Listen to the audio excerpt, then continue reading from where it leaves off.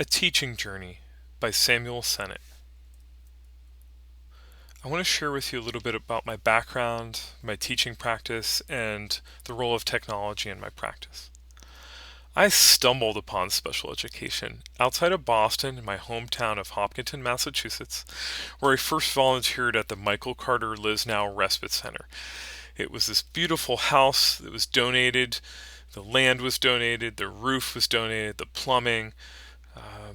Mary and Sharon, the founders of the center, built this as a place to give parents a break, a place for children who were young and children who were adult children of families, a place and a center to go to develop themselves as a person, get therapy, and have some fun, and sometimes do some hard work.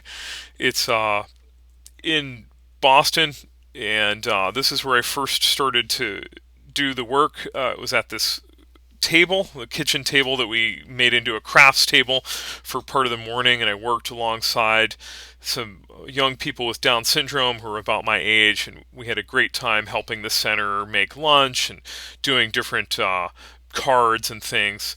And I was first volunteering there. And I came to this center shortly after the two women in the corner, Mary and Sharon, founded the center, inspired by Sharon's young son, Michael, who had multiple disabilities and was also the most popular child in his fourth grade class. And they knew how much work it was to care for children, and they wanted to give parents a break and create a wonderful environment for those individuals. I got amazing opportunities through volunteering and then becoming a staff member at the center.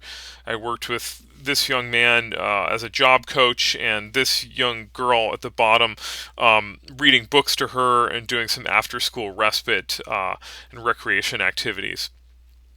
Overall, I got some amazing experiences working with people and found a love for special education.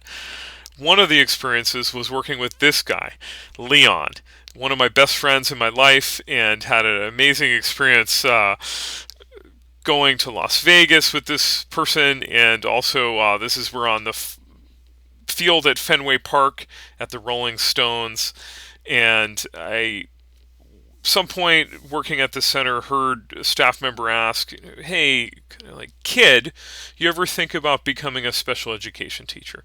I said, "No, I've always worked at camps and babysat. Why would I ever want to be a teacher?" Well, I decided to become a teacher, and so I took and went from this center and navigated my way to a college north of Boston, and attended this college, got my teaching credential, got my first classroom, had an amazing experience with these kids, learned the importance of assistive technology, started going to the assistive technology conferences, got into a master's degree program in assistive technology, started putting this into serious practice, was at Nova Southeastern in Florida, and was using tablets before there was the iPad, if you can remember such a time.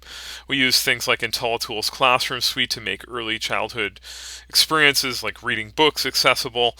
I got to know the SET framework really, really well and used it.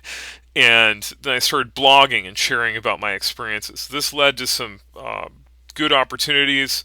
Here's one of the topics I blogged about: making this interactive whiteboard with a Wiimote. It was a fun little project. An LED pen, a Wiimote, projector, computer, and a screen makes a smartboard, if you will. This person, Caroline Musselwhite, invited me to present with her after I did this project.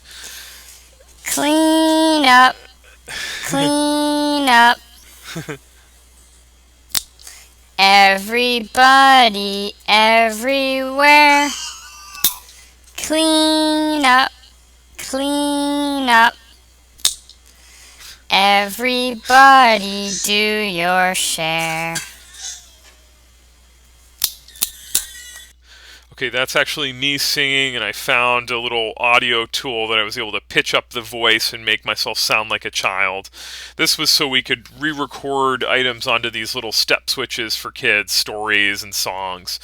And Caroline liked it. She invited me to present it with her at a conference, and it was a big break for me in the field.